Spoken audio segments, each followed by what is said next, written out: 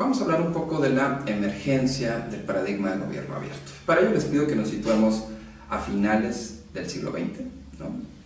Orden global, tres tipos de regímenes políticos, ¿no? El primero de ellos, de los que emergen después de la Segunda Guerra Mundial de manera particular, el primero de ellos serían los estados sociales democráticos, liberales, Estados Unidos, Francia, Alemania Occidental y este tipo de países. La segunda tiene que ver con los países del bloque soviético, socialista-comunistas, y el tercero con aquellos países caracterizados por regímenes prerepublicanos y predemocráticos como los latinoamericanos, en particular México muy particularmente en esa época.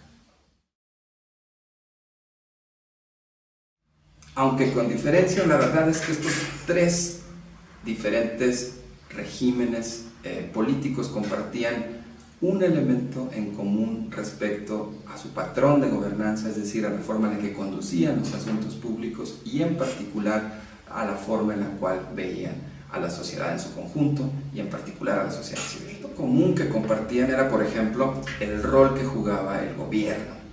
Para los tres tipos de regímenes, el gobierno era el agente central y casi único de la conducción social y el factor más importante para el desarrollo.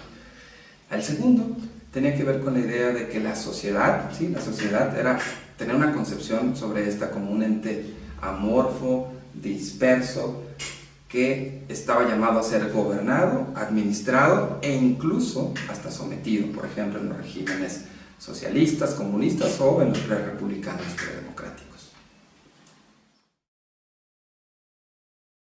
Por lo tanto, por ejemplo, la sociedad en este concepto de patrón de gobernanza era concebida como una entidad que estaba llamada a ser gobernada por el gobierno. Era parte del problema de la gobernación. Nunca era vista como una solución y los ciudadanos que estaban ahí para nada eran vistos como poseedores de recursos, como poseedores de capacidades, mucho menos como entidades capaces de tener y de organizarse para refrendar su autonomía respecto al gobierno.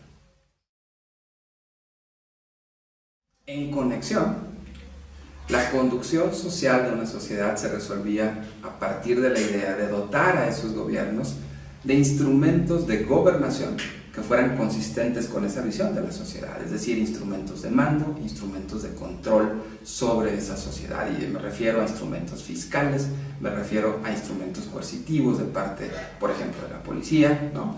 E instrumentos destinados justamente al control. Bajo esta concepción, el gobierno no requería de nada más. El gobierno se tenía a sí mismo y cualquier recurso extragubernamental no era ni siquiera necesario para atender los problemas públicos.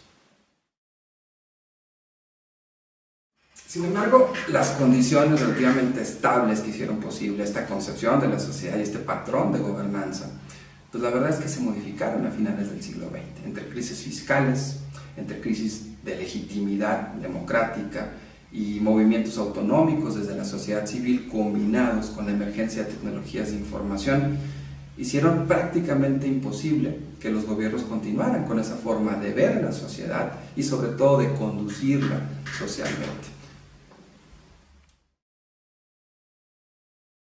En ese contexto a los gobiernos no les quedaba de otra cosa más que reconocerse y verse a sí mismos como instancias limitadas, ¿sí? Y reconocer que fuera de las fronteras gubernamentales y burocráticas había personas y organizaciones con capacidades, con conocimientos, con recursos y con información que eventualmente podrían resultar útiles para resolver los muy complejos problemas públicos.